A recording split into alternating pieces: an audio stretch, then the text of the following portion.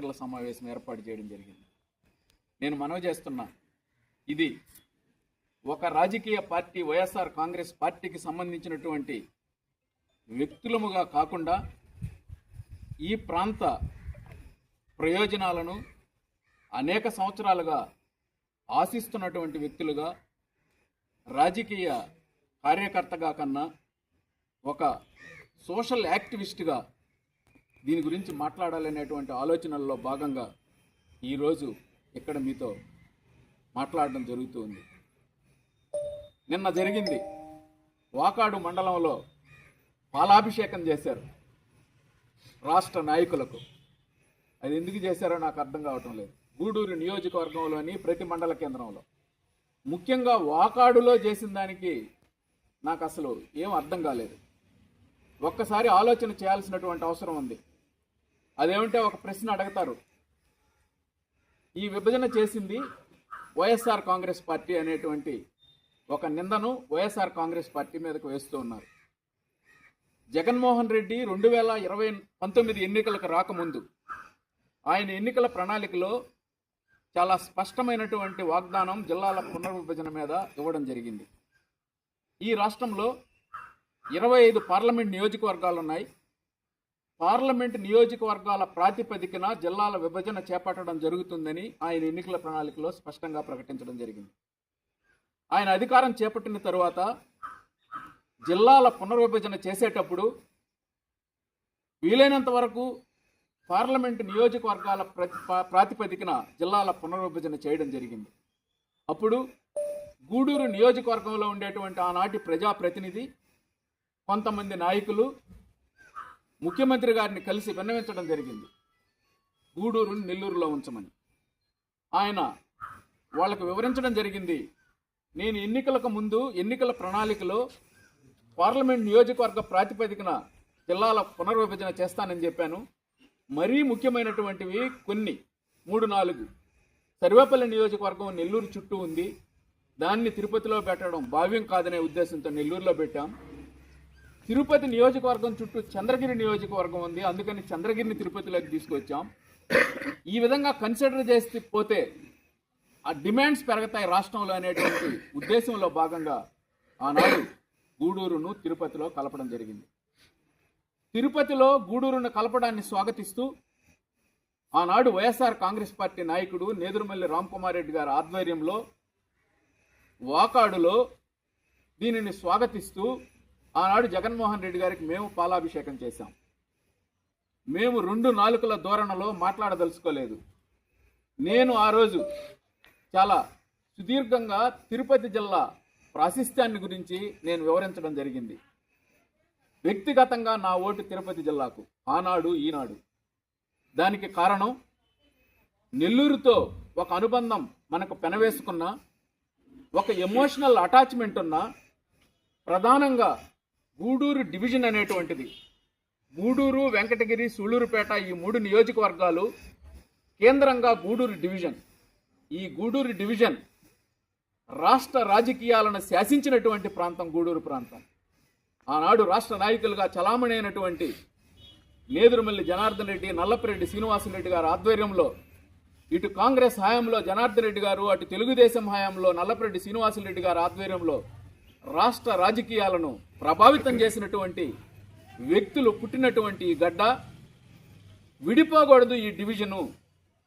మనం చూస్తూ ఉన్నాం, రాష్ట్రాల పునర్విభజన జరిగినప్పుడు, తెలంగాణ ఆంధ్ర విడిపోయినప్పుడు మేధావులు చెప్పినటువంటి విషయం, ఈ రాష్ట్ర విభజన జరిగితే 42 మంది ఎంపీలు ప్రాతినిధ్యం వస్తున్నటువంటి ఆంధ్రప్రదేశ్ ప్రయోజనాలను 42 మంది జట్టుతో పోతే కేంద్ర ప్రభుత్వం మాట విని ఈ రాష్ట్ర ప్రయోజనాలను కాపాడుతుంది.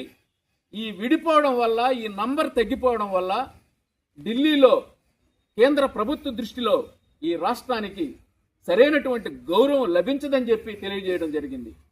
అదే ప్రాతిపదికన గూడూరు డివిజన్ అనేటువంటి ఈ డివిజన్, రాష్ట్ర రాజకీయాలను ప్రభావితం చేసినటువంటి ఈ డివిజన్, ఈ 3 నియోజకవర్గాల్లో ఉండే నాయకులు ఒక జట్టుగా ఐక్యంగా పనిచేసేటువంటి పరిస్థితుల్లో ఈ గూడూరుని తీసుకుపోయి నెల్లూరులో కలపడం కూడా భావ్యం కాదనేటువంటి ఆలోచన ఒకటి. అంతేకాకుండా ఈ తిరుపతి జిల్లాకు ఒక విశిష్టమైనటువంటి ప్రాశస్త్యం ఉంది ఆనాడు ఈనాడు. రాష్ట్రంలో ఈరోజు 26 జిల్లాలు 28 జిల్లాలు కావచ్చు.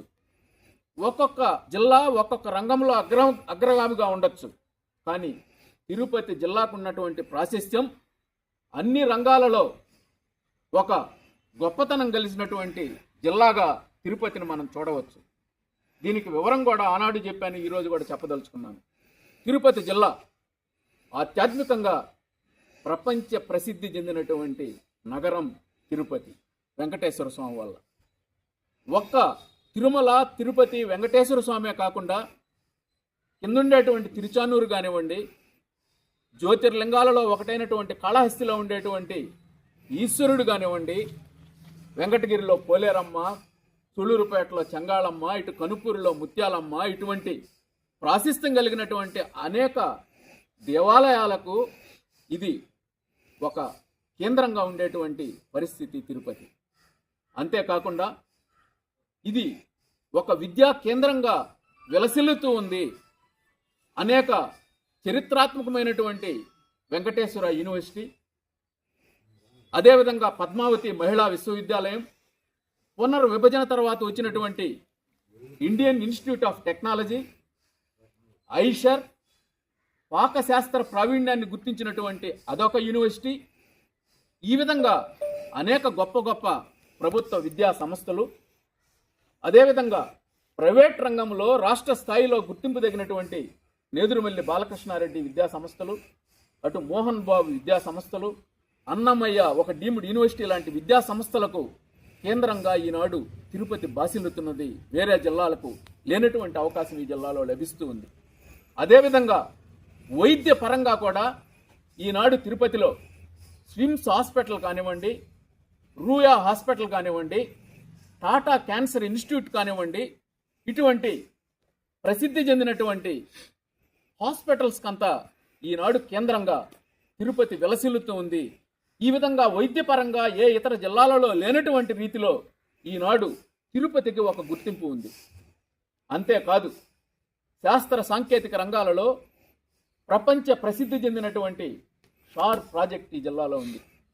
నేదురుమల్లి జనార్దన్ రెడ్డి కళల ప్రాజెక్ట్ అయినటువంటి national institute of ocean technology శరవేగంగా ఈరోజు తూపిలిపాలెంలో ప్రారంభానికి పరుగులు పెడుతూ ఉంది.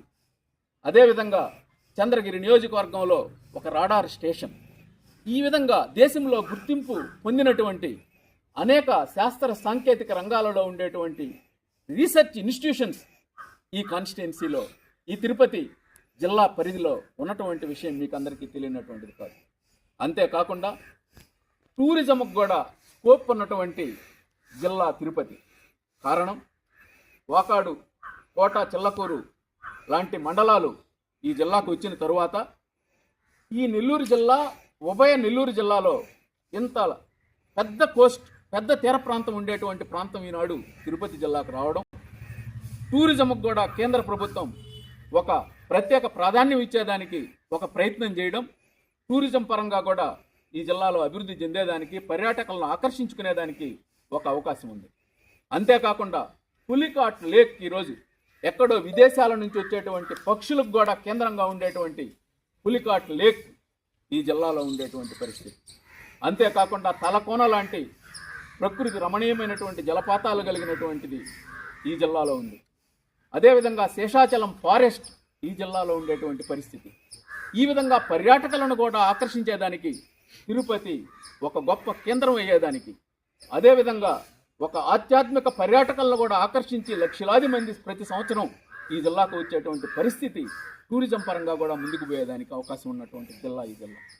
అంతేకాకుండా పారిశ్రామికంగా ఒక్క పరిశ్రమ లేనటువంటి రోజుల్లో 20 సంవత్సరాల క్రితం రాజశేఖర రెడ్డి గారు ముఖ్యమంత్రి అయిన తర్వాత ఈరోజు శ్రీ సిటీ అనేటువంటి పారిశ్రామిక కేంద్రం, తడ దగ్గర ఉన్నటువంటి పారిశ్రామిక కేంద్రం, తిరుపతి జిల్లాలో ఉండేటువంటి ఈ కేంద్రం భారతదేశంలోనే ఒక ఆదర్శ SEZగా ఈరోజు నిలుస్తున్నటువంటి విషయం అందరికీ తెలిసినటువంటిదే. ఒక శ్రీ సిటీ కాదు, మాంబొట్టి SEZ, Menakuru SEZ, Chris city కూడా ఆనాడు తిరుపతి జిల్లాలో ఉన్నటువంటి పరిస్థితి. ఈ విధంగా ఈ పారిశ్రామికంగా అనేక పరిశ్రమలు వచ్చి అభివృద్ధి చెందడం ద్వారా ఈ తిరుపతి జిల్లాలో ఉండేటువంటి స్థానికులకు 75% ఈరోజు ప్రాతినిధ్యం ఇస్తున్నారు. కాబట్టి ప్రైవేట్ పరిశ్రమల్లో అయినా, ఈ జిల్లాలో ఉండేటువంటి నిరుద్యోగులకు అంతా ప్రయోజనం కలుగుతుందనేటువంటి ఒక ఆలోచన ఈ జిల్లాలో. ఈ విధంగా పారిశ్రామికీకరణగా ముందుకు పోయేటువంటి పరిస్థితి. ఇక వ్యవసాయ పరంగా వరి ఎక్కువ పండించేటువంటి ప్రాంతం ఈ జిల్లాలో ఉంటుంది. ఆక్వా పరిశ్రమ ఈరోజు గూడూరు నియోజకవర్గంలో ఆక్వా ముందుంటుంది. నెల్లూరు జిల్లాలో ఆక్వాకి కేంద్రం అవుతుంది. హార్టికల్చర్ హబ్ అవుతుంది. ఈరోజు చిత్తూరు జిల్లా నుంచి వచ్చినటువంటి చంద్రగిరి ప్రాంతం కానివ్వండి, కాళహస్తి ప్రాంతాల్లో మామిడికి ప్రసిద్ధి చెందినటువంటి ప్రాంతం ఈ ప్రాంతం. ఈ విధంగా హార్టికల్చర్ హబ్గా కూడా ఈ ప్రాంతం అభివృద్ధి చెందేదానికి అవకాశం ఉన్నటువంటి జిల్లా. ఇకపోతే ఖనిజాల పరంగా కూడా ప్రపంచంలో ఎక్కడా దొరకనటువంటి నాణ్యమైనటువంటి మినరల్స్ దొరికేటువంటి ఈ జిల్లాలో ఉన్నాయి. ఉదాహరణకు మన చిల్లకూరు, కోట మండలాల్లో దొరికేటువంటి సిలికా ఎక్కడా దొరకదు. భారతదేశంలో కావాల్సినటువంటి పరిశ్రమలకు ఇక్కడ నుంచి పోయేటువంటి పరిస్థితి. అదేవిధంగా అనేక దేశాలను ఆకర్షిస్తున్నటువంటి క్వాడ్జ్ లాంటిది ఈ తిరుపతి జిల్లాలో ఉండేటువంటి గూడూరు ప్రాంతంలో లభించేటువంటి పరిస్థితి. మైకా, ఒకప్పుడు ఇతర దేశాలకు ఎగుమతి అవుతున్నటువంటి మైకా లాంటి మినరల్స్ ఈ జిల్లాలో లభించేటువంటి పరిస్థితి. ప్రపంచంలో ఎక్కడా దొరకనటువంటి రెడ్ శాండిల్ శేషాచలం ఫారెస్ట్లోనే పెరుగుతుంది కాబట్టి ఈ జిల్లాలో లభించేటువంటి పరిస్థితి. ఈ విధంగా అనేకమైనటువంటి విశిష్ట లక్షణాలు అన్ని రంగాలలో. ట్రాన్స్పోర్ట్ పరంగా చూడండి, తిరుపతి జిల్లాలో ఈరోజు తిరుపతిలో ఇంటర్నేషనల్ ఎయిర్పోర్ట్ ఉంది. ఆనాడు కృష్ణపట్నం పార్ట్ ఆఫ్ కృష్ణపట్నం ఈ జిల్లాలోకి వస్తుంది. అంతేకాకుండా విభజిత చట్టంలో పార్లమెంట్లో పేర్కొన్నటువంటి దుగరాజపట్నం పోర్ట్ ఏనాటికైనా వస్తుందనేటువంటి ఆనాటి కాంగ్రెస్ ప్రభుత్వం తీసుకున్నటువంటి నిర్ణయాన్ని అమలు చేయాలంటే అది ఈ జిల్లాలోనే అమలయ్యేటువంటి పరిస్థితి. ఆనాటి రాజకీయ పార్టీలు ఇక్కడ రాకుండా ప్రయత్నం చేసినా యాక్ట్లో ఉన్నందువల్ల విధి లేని స్థితిలో ఈరోజు దుగరాజపట్నంలో కేవలం షిప్ బిల్డింగ్ యూనిట్ కాకుండా పోర్టు కూడా తీసుకురావాల్సినటువంటి అవసరం ఉంది. ఈ విధంగా అక్కడ పోర్టు వచ్చేటువంటి పరిస్థితి. రైల్వే కనెక్టివిటీ తిరుపతి జిల్లాలో ఉండేటువంటి గూడూరు జంక్షన్ కానీ అటు రేణిగుంట జంక్షన్ల ద్వారా అనేక ప్రాంతాలకు పోయేదానికి కనెక్టివిటీ ఉండేటువంటి పరిస్థితి రైలు పరంగా.